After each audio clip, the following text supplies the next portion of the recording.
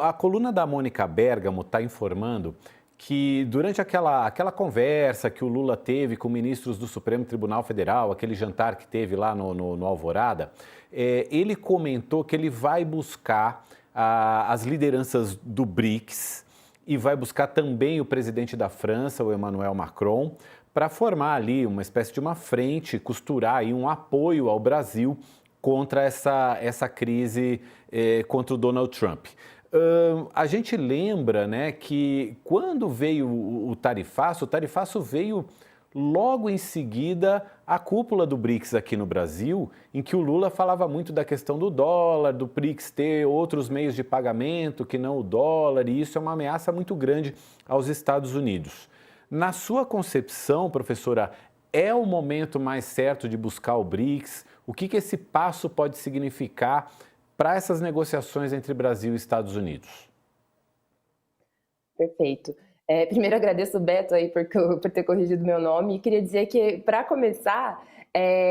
eu concordo muito com o que o Beto colocou sobre a estratégia de negociação do Brasil, que ela tem sido muito adequada para lidar com essa situação, né? Obviamente, a gente vai sofrer com os reveses advindos, né, dos efeitos dessas tarifas, mas essa estratégia de não se dobrar ao Trump, ela tem se mostrado bastante positiva,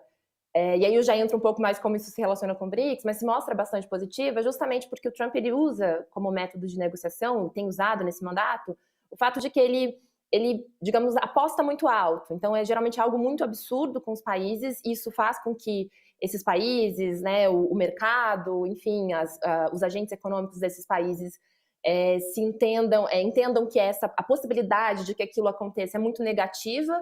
e isso acaba fazendo com que muitos desses países entrem em acordos que são bastante vantajosos para os Estados Unidos e nem um pouco vantajosos para esses países, como é o caso da própria União Europeia, porque existe uma relação de dependência, muitas vezes econômica, muito grande. Isso não acontece com o Brasil, né? A gente, obviamente, vai ser afetado, mas a gente não depende tanto dos Estados Unidos, assim como eles também não dependem tanto da gente, por isso que também para o Trump é mais fácil sustentar essa tarifa de 50% contra o Brasil, é muito mais difícil fazer isso com a China.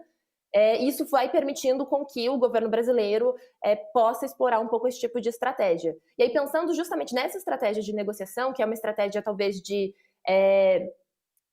bater de frente, né, com o Donald Trump e mostrar que o governo brasileiro não está disposto a se dobrar e aceitar acordos que são extremamente desvantajosos, que no nosso caso ainda envolve questões que não é da alçada do governo federal, como, por exemplo, o que está acontecendo no judiciário, que está sendo julgado no judiciário brasileiro.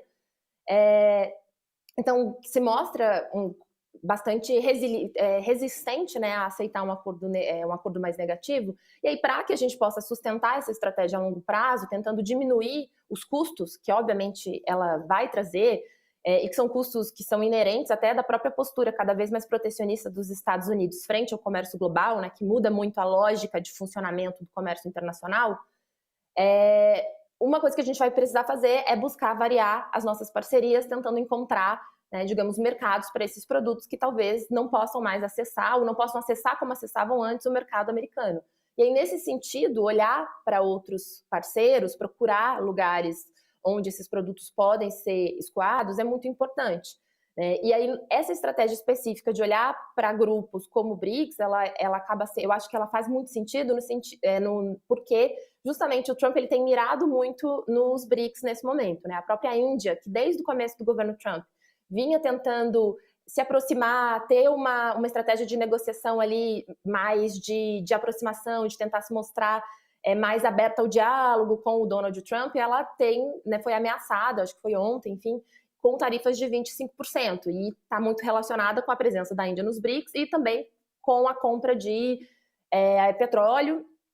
da Rússia, né? Então a gente tem a questão da guerra da Ucrânia, que o Trump não conseguiu resolver a guerra como ele pretendia, ele quer ser o pacificador do mundo, e o Putin vai cozinhando ele em banho-maria, né? Sempre deixando para depois para resolver. Então ele tem essa questão de tentar pressionar mais a Rússia para tentar chegar a um acordo. Tem a disputa geopolítica com a China e o BRICS como, digamos, esse grupo alternativo que ele entende que é anti-americano, mas que na verdade é um grupo que promove uma proposta reformista para a ordem internacional e por isso defende que o comércio seja feito em outras moedas, né, nas moedas nacionais dos grupos. E ele olha muito para esse grupo e provavelmente essa é uma das razões que fez com que ele visasse o Brasil nos 50%, numa tarifa tão alta. Então, acho que o Brasil, se voltar para esses